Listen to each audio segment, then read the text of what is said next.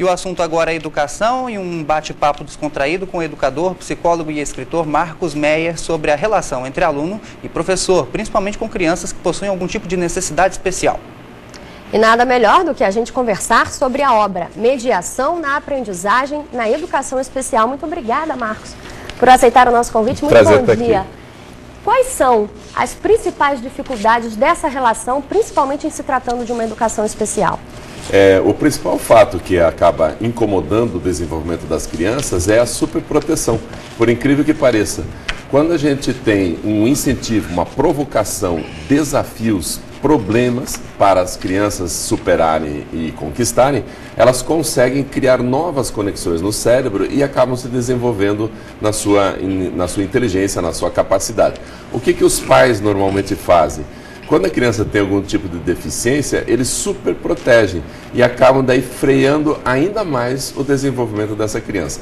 Na escola, quando a criança com deficiência está lá, infelizmente no país inteiro, nós estamos com um problema na inclusão. Esse problema, na verdade, é o seguinte: a criança está dentro da sala de aula, mas não tem absolutamente nada diferenciado, preparado especificamente para ela, para que ela possa dar um passinho a mais no seu próprio desenvolvimento, no seu próprio conhecimento. Então ela precisa acompanhar o restante da turma, mas às vezes ela não consegue, ela precisa de um atendimento mais particularizado, mas não temos. Então, hoje em dia, a inclusão no Brasil está com deficiências, ela não está adequada. Essa falta de um tratamento especial, com atividades específicas para esse tipo de criança, acaba causando uma frustração na criança. Isso pode acontecer?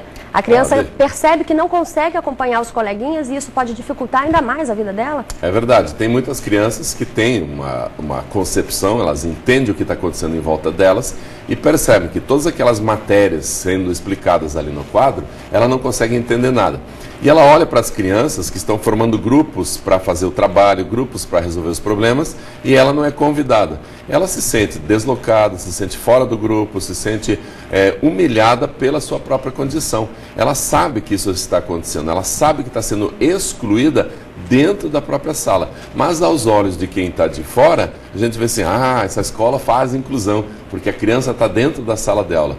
Dentro da sala de aula não significa inclusão. Não é suficiente. Não é insuficiente. Eu tive uma experiência muito interessante. Eu tenho 2 metros de altura. Eu fui ser hospedado num hotel que a cama era 30 centímetros menor do que eu.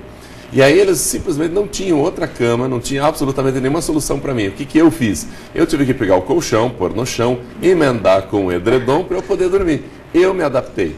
Então esse hotel poderia colocar uma faixa lá na frente: fazemos inclusão, porque eu dormi lá dentro. Mas o que aconteceu? Ele estava preparado para me receber? Não. As escolas estão fazendo a mesma coisa, estão dando a mesma cama para todos os alunos, a mesma aula, a mesma avaliação, a mesma atividade, a mesma prova. De que forma o professor ou o coordenador pedagógico pode resolver esse problema, sair da teoria e levar de fato a inclusão para a prática? Tem algumas experiências significativas em outros países que é assim: se você tem uma criança de inclusão, uma criança com deficiência, então a turma desse professor vai ter 5 ou 10 alunos a menos. Então, por exemplo, se eu tenho 30 alunos em sala de aula, vou receber um aluno de inclusão, eu vou ter só 25 alunos. Por que isso é importante? Porque com 30 alunos eu já não consigo dar atenção especial para cada um. Imagine com um aluno com inclusão. Não dá certo, não funciona. Eu não tenho nem tempo para fazer isso. Então, com alunos de inclusão, é necessário que as turmas sejam, sim, menores, para que o professor possa dar um pouco mais de atenção para esse aluno. Como é que é a realidade hoje, Marcos? Os professores recebem algum tipo de treinamento, seja na rede pública ou na rede particular? Eles são capacitados? Eles são estimulados a estimular as crianças de uma forma especial? Infelizmente, não. Nós temos raras exceções, algumas cidades fazendo formação específica. Em geral, os estados do país todo não fazem formação continuada aos seus professores, deixam do jeito que tiver, em geral. E as cidades, algumas boas cidades estão fazendo algumas experiências de dar um pouco mais de informação, mas é sempre insuficiente porque é uma formação tão específica, é necessário que o professor tenha tanto conhecimento a respeito de mediação, como interagir, como provocar, como desafiar, que isso infelizmente não está sendo feito. Quando é feito, é claro que o ganho é das crianças, é das famílias, é ganho da sociedade toda. Então nós precisamos investir em formação continuada para esses professores. Tá certo, Marcos, muitíssimo obrigada pela sua presença aqui, que esses passos que ainda faltam para a educação brasileira caminhar, que sejam dados. Sejam dados, um prazer estar aqui. Muito obrigada.